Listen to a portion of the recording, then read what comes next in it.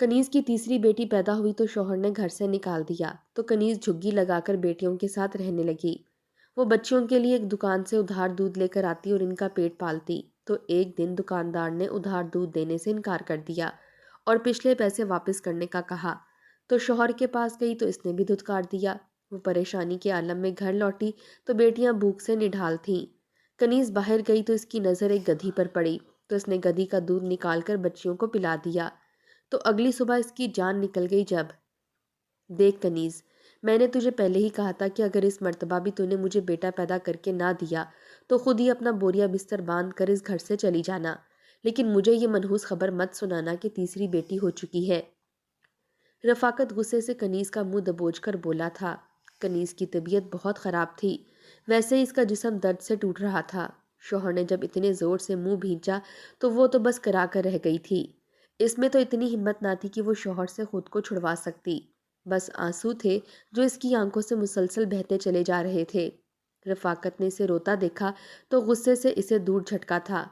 کنیز کی دونوں بیٹیاں جن کی عمریں 5 سے 3 سال کے درمیان تھیں، ایک جانب کونے میں چھپ کر بیٹھی تھیں، سہم کر کبھی اپنی ماں کو تو کبھی اپنے باپ کو دیکھتی۔ کنیز کا ہاتھ بے ساختہ اپنے پیٹ پر گیا تھا، پھر ایک نظر رفاقت پر ڈال کر کہنے لگی کہ اگر میرے بطن میں بیٹی ہے تو اس میں بھلا میرا کیا قصور؟ کیا میں نے اسے بنایا ہے؟ مجھے تو جب سے یہ خوشخبری ملی ہے کہ میں امید سے ہوں تو ہر وقت یہی دعا کرتی تھی کہ میرے اللہ مجھے بیٹے سے نوازنا۔ میرا شوہر اس قابل ہی نہیں ہے کہ وہ رحمتوں کو پال سکے۔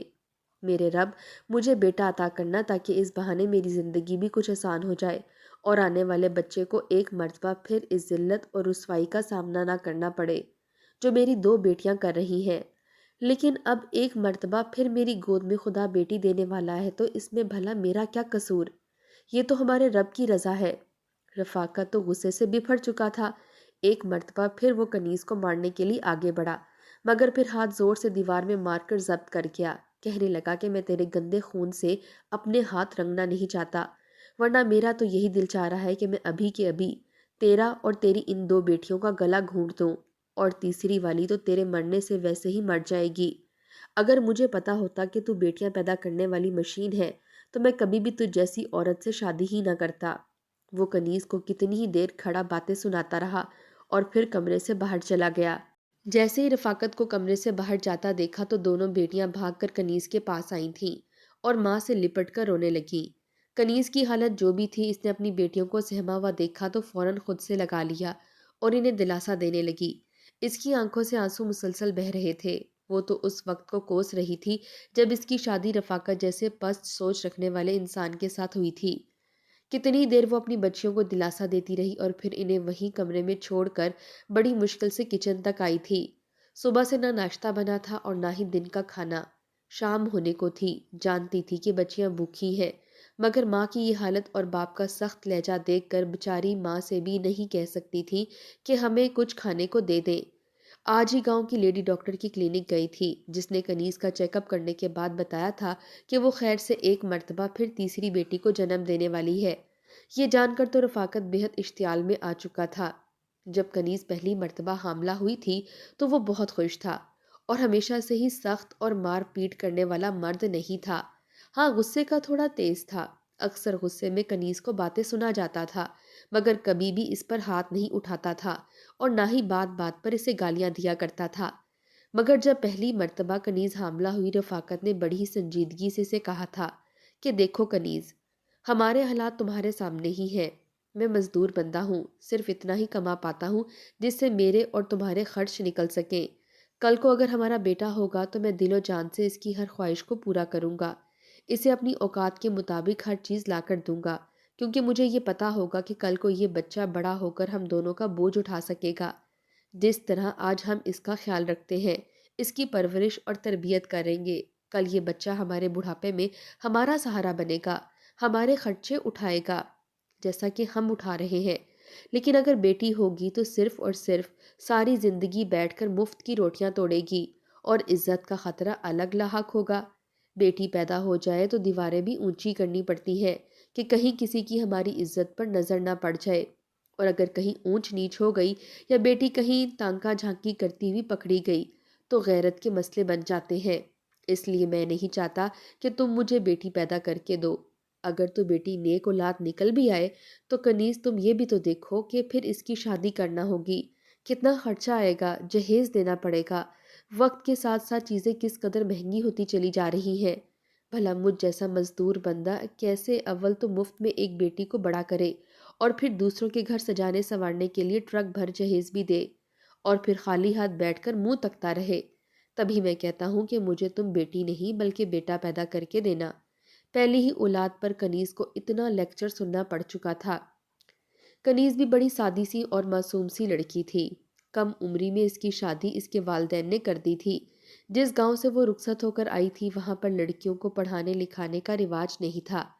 ایک مرتبہ اپنے گاؤں کے پرائمری اسکول میں پڑھنے کے لیے گئی تھی، مگر جب ایک روز کنیز کے دادا کو پتہ چلا کہ اس کا بیٹا اپنی بیٹی کو پڑھا رہا ہے تو اس نے تو اپنے بیٹے سے لڑائی شروع کر دی تھی۔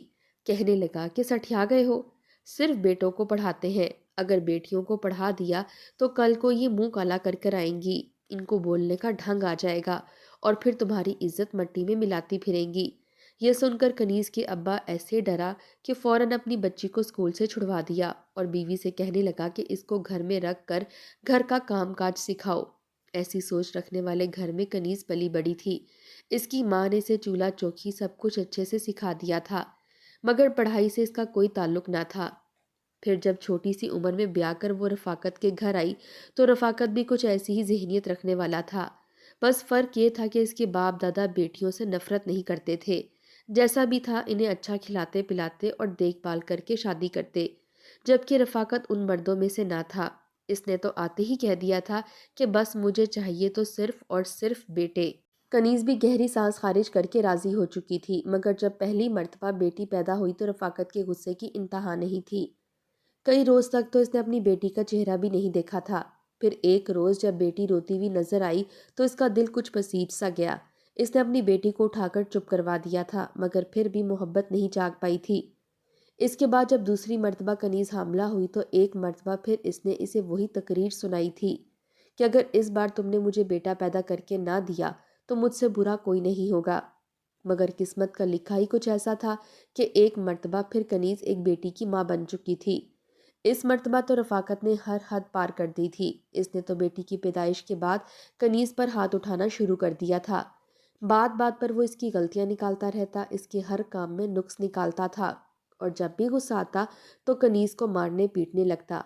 کنیز بھی جان چکی تھی کہ اس کا گزارا رفاقت کے ساتھ انتہائی مشکل ہے، مگر اب وہ کر بھی کیا سکتی تھی۔ کئی بار میکے جا کر اپنے ماں باپ کو بتانا چاہا، لیکن اس کی ماں نے اسے یہی کہا تھا کہ اب وہی تمہارا گھر ہے جہاں گئی ہو، یہاں کون سا تمہاری زندگی آسان ہو جائے گی۔ اپنے ابا اور بھائیوں کے بارے میں تو تم جانتی ہی ہو، وہ کس ذہنیت کے مالک ہیں۔ ان کا تو یہی دستور چلا آیا ہے کہ لڑکی ایک مرتبہ جب اپنے سسرال چلی جائے تو پھر اس کا جنازہ ہی وہاں سے نکلے، جو بھی ہو جائے مری ہوئی بیٹی مل جائے، مگر میکے آ کر بیٹھنے والی یا طلاق لے کر آنے والی ہرگز نہ آئے۔ یہ سن کر کنیز کی جو تھوڑی بہت امید بچی تھی وہ بھی ختم ہو چکی تھی۔ اس کا شوہر صرف گھر میں راشن ہی ڈلواتا تھا، وہ بھی اتنا کہ کبھی کنیز کو کھانا ملتا، کبھی وہ اپنی بچیوں کے لیے رکھ دیا کرتی۔ رفاقت کا جب دل کرتا گھر آ جاتا، ورنہ گھر سے باہر ہی رہتا۔ گھر آ کر بھی اس نے کون سا محبت کے دو بول کنیز سے بولنے ہوتے تھے، بلکہ آتے ہی مار پیٹ شروع کر دیا کرتا تھا، بات بات پر تانے دیتا۔ وہ تو اپنی معصوم بچیوں کو بھی مارنے سے گریز نہیں کرتا تھا۔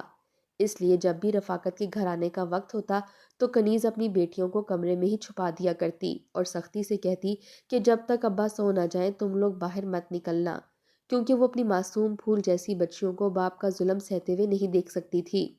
اس کے میکے میں اس کی امی اور ابا وقت کے ساتھ ساتھ وفات پا گئے۔ اب پیچھے اس کا ایک بھائی اور بھابھی بچے تھے۔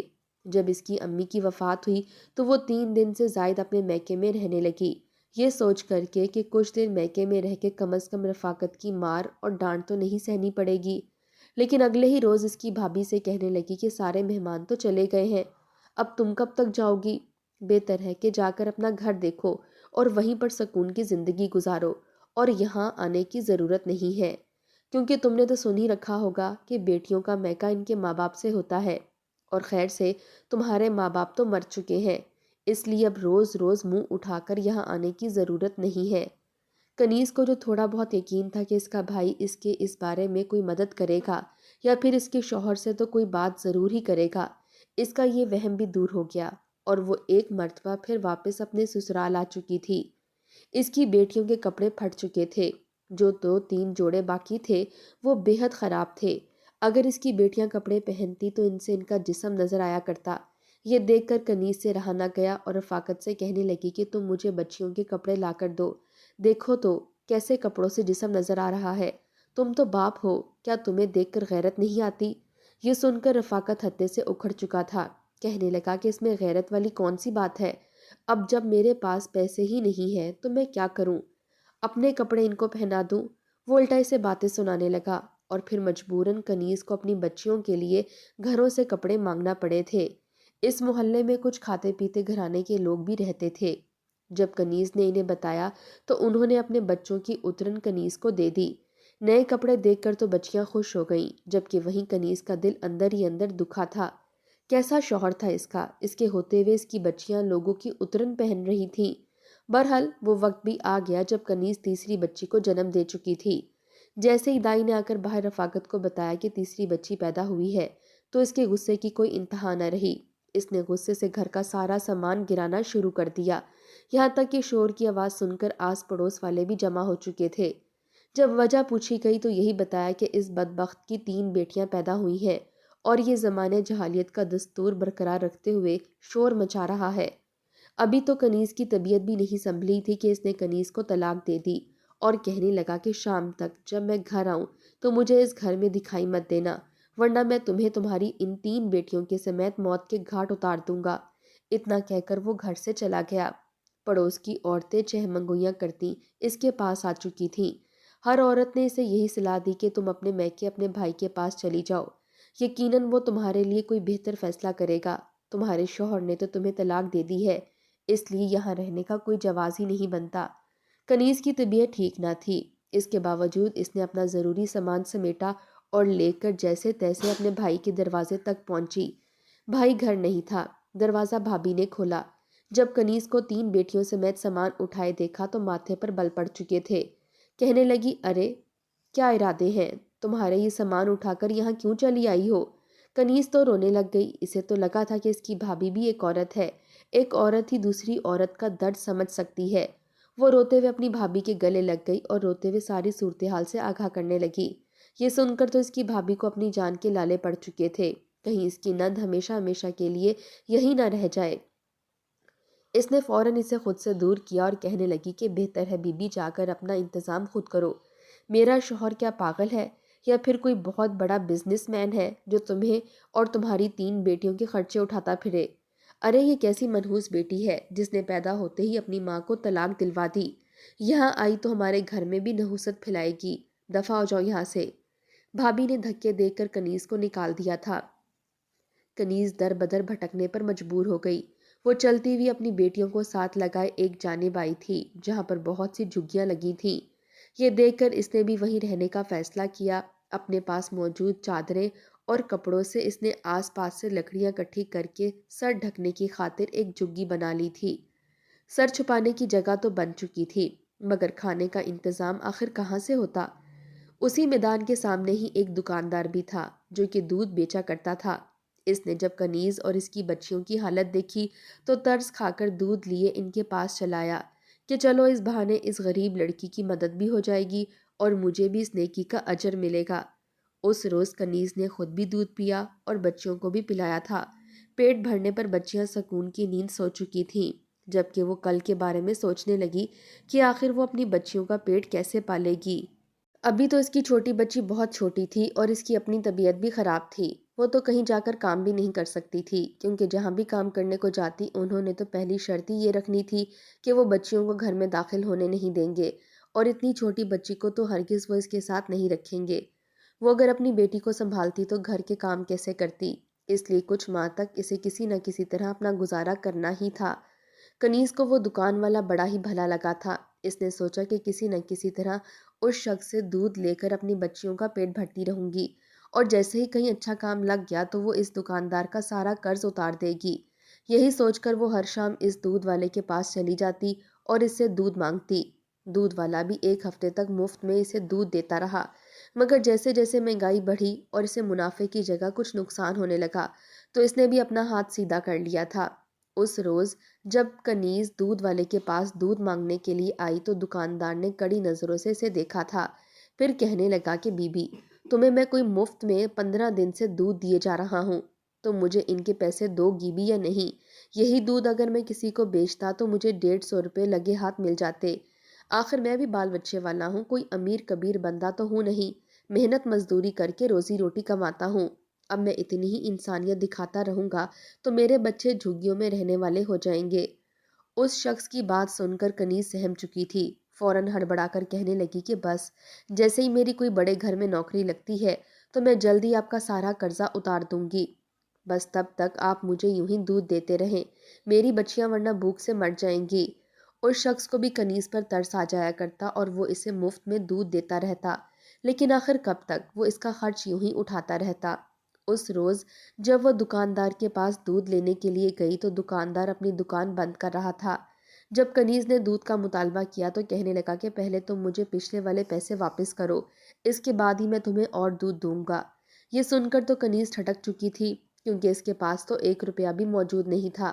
وہ کہنے لگی کہ بھیا میرے پاس تو 1 روپیہ بھی نہیں ہے، بس کچھ ہفتوں کی مزید بات ہے، میری چھوٹی بیٹی اپنی بہنوں کے ساتھ گھلتی ملتی جا رہی ہے، اس کے بعد میں گھر میں کام کروں گی، آپ خدا را میری مجبوری کو سمجھیں۔ مگر اس دکان والے نے تو اسے کرخت لہجے میں کہہ دیا کہ ہرگز نہیں، تم پیسے لاؤ گی تو ہی تمہیں دودھ ملے گا، ورنہ میری طرف سے تو صاف انکار ہے۔ یہ کہہ کر وہ دکان والا وہاں سے چلا گیا اور کنیز رونے لگی۔ صبح سے اس کی بچیاں بھوکی تھیں، اسی امید پر کہ شام کو دودھ آئے گا اور وہ سیر ہو کر پئیں گی۔ سارا دن ایک دودھ ہی تو تھا جو وہ پیا کرتی تھی، اسے اپنی بے بسی پر رونا آنے لگا۔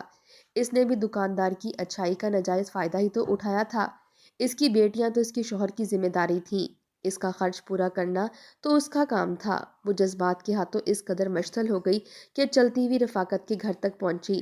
رفاقت تنہا گھر میں لیٹا تھا، یوں تنہائی اور نوکری چھوٹ جانے کے بعد تو وہ غلط کاموں میں ہی پڑ چکا تھا، ہر وقت نشے میں دھت گھر میں پڑا رہتا، جب پیسے کم ہو جاتے تو پھر جا کر جوئے کی بازی لگاتا، گھر کا سارا سامان ہی اس نے تقریباً بیچ ہی ڈالا تھا۔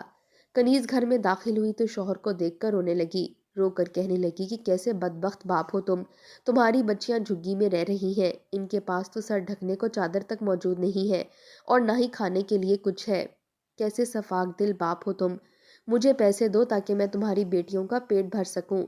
رفاقت نے جب اتنے ماہ بعد کنیز کو سامنے دیکھا تو اسے گالم گلوچ دینے لگا تھا، پھر دھکے دے کر گھر سے نکال دیا اور بولا دوبارہ یہاں قدم رکھا تو تیرا قتل کر دوں گا۔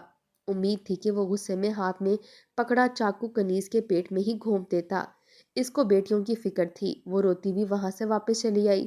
بچیاں بھوک سے نڈھال ہو چکی تھیں، اسے کچھ سمجھ نہ آئی کہ بچیوں کو کیسے کھانا دے، یہاں تک کہ وہ کچرا کنڈی بھی چلی گئی، کچرے میں بھی ہاتھ مار کر کھانا تلاش کرنے لگی، اگر کچھ کھانے کے قابل ملے تو وہ اپنی بچیوں کو دے دے، مگر وہاں بھی اسے ایسا کچھ نہیں ملا تھا۔ جب واپس آنے لگی تو راستے میں اسے ایک گدھی دکھائی دی تھی، اس کے ساتھ اس کا ایک بچہ بھی موجود تھا، یہ دیکھ کر نہ جانے سے کیا سوجی کہ روتے ہوئے وہ اس گدھی کے پاس چلی گئی اور پھر ایک ٹوٹے ہوئے برتن میں اس گدھی کا دودھ نکال کر اپنی بچیوں کے پاس چلی گئی۔ اس کی بچیاں بھوک سے نڈھال تھیں، ماں کے ہاتھ میں دودھ دیکھا تو فوراً ہی ایک سانس میں پینے لگی، پینے کے بعد انہیں ابکائی سی آئی تھی، کہنے لگیں کہ اماں کیا یہ دودھ خراب تھا، اس کا ذائقہ بڑا ہی عجیب تھا، مگر کنیز کچھ نہ بولی۔ بچیوں کا پیٹ بھرا تو انہیں سکون سا آنے لگا اور وہ سو گئیں، مگر اگلی صبح بچیوں کی آنکھ نہ کھلی تھی۔ کنیز نے صبح اٹھ کر بچیوں کو جگایا، یہاں تک کہ اس کی چھوٹی بیٹی بھی یوں ہی بے سدھ پڑی تھی، وہ انہیں اٹھاتی رہی مگر ان کے وجود تو جیسے اکڑ چکے تھے۔ جب اس نے ان کی سانسیں چیک کی تو ان کا دل تو بالکل ساکت ہو چکا تھا، اس کی تینوں بیٹیاں مر چکی تھیں۔ کنیز دھاڑے مار مار کر رونے لگی، اس کے رونے کی آواز سن کر آس پاس کے جھگیوں والے اس طرف آ چکے تھے، جب دیکھا تو 3 معصوم بچیاں مری ہوئی پڑی تھیں اور کنیز روتے ہوئے اپنا سر پیٹ رہی تھی، پھر وہ بھی وہیں بے ہوش ہو گئی۔ جھگیوں والوں نے ہی پیسے جمع کر کے تینوں بچیوں کے کفن دفن کا انتظام کیا تھا، جبکہ سرکاری ہسپتال میں کنیز کو داخل کروا دیا گیا۔ کنیز کا ذہنی توازن بگڑ چکا تھا، کئی دن تک تو پہلے کنیز کے گھر والوں کا انتظار کیا جاتا رہا، مگر جب دیکھا گیا کہ اس کے گھر سے کوئی اس کو دیکھنے نہیں آیا تو پھر اسے پاگل خانے میں شفٹ کر دیا گیا تھا۔ کیا قصور تھا آخر کنیز کا؟ صرف یہ کہ اس نے 3 بیٹیاں پیدا کی تھیں؟ یقیناً روز محشر وہ اپنے رب کے سامنے ہر ایک سے سوال ضرور کرے گی کہ آخر زمانے والوں نے، یہاں تک کہ اس کے سگے خون کے رشتوں نے، اسے کس بات کی سزا دی تھی۔